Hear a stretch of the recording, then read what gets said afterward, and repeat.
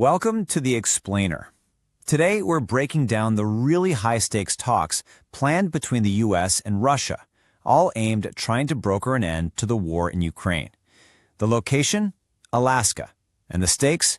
Well, they're impossibly high. Okay, let's just dive right into this, because this question is really at the very heart of the entire debate.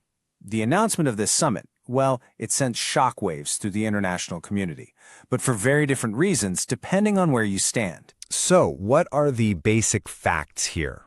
Well, the Alaska summit is officially on. It's happening. And the stated goal is to broker an end to this war. So here's the crucial point. On August 15th, President Trump and President Putin are said to sit down in Alaska. Now, the White House is billing this as a major diplomatic step, but it's the rumored details of the deal that are stirring up all the controversy and concern, especially in Kiev. So what exactly is on the table? Well, the whole debate seems to center on a reported land for ceasefire kind of deal. The potential trade-off here is pretty stark. According to reports, and it's really worth noting that Washington hasn't denied these, Russia would get full control of the Donetsk and Luhansk regions. In exchange, Ukraine gets a full ceasefire, a frozen front line, and a Russian retreat from its smaller positions in the Sumy and Kharkiv regions. It's a very clear proposal. Land in exchange for an end to the fighting. And that proposed deal leads us directly to why Ukraine remains so wary. We really need to take a deep look at the profound skepticism that's coming from Kyiv. To really understand this wariness, you have to look at the facts on the ground. This number, 1,500 square kilometers, that's the amount of territory Russia has seized in just the last 3 months. And most of it is in that very same Donetsk region that's being talked about in the deal. Russia has actually been intensifying its attacks, sending troops on what are described as nearly suicidal missions. That doesn't really signal that they're de-escalating before talks, does it? And this timeline, wow, it just lays bare the brutal, grinding nature of this war. You see Russia's initial gains. Then you see Ukraine's successful counteroffensive back in 2022. But since then, despite just staggering Russian losses, the front line has barely budged. Russia has only clawed back less than 1% more territory. It is truly a war of inches, and it's being fought at a horrific cost. This is exactly why military experts are sounding the alarm. As the Institute for the Study of War points out, giving up Donetsk isn't just about land. It's about surrendering a vital, heavily fortified fortress belt. It would essentially hand Russia a much better starting position for a future attack, letting them bypass what would otherwise be a long and very bloody fight for that same ground. You can hear it in President Zelensky's own words.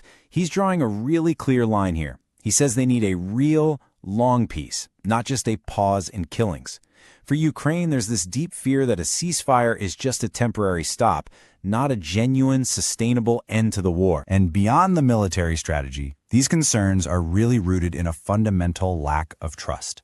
There's deep skepticism about President Trump's negotiations, a real fear that his team might just repeat Russian talking points, and then there's the huge, looming question of whether Ukraine will even have a seat at the table.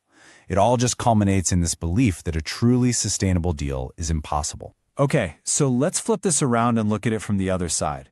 For Vladimir Putin, this summit offers some really clear strategic advantages, whether a deal is signed or not. The contrast here is just stark.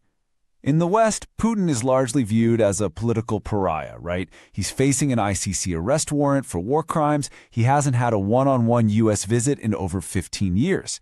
So simply by holding this summit, he gets a major diplomatic win, it shatters his isolation, and it legitimizes his position on the world stage before a single word is even spoken. And a ceasefire itself?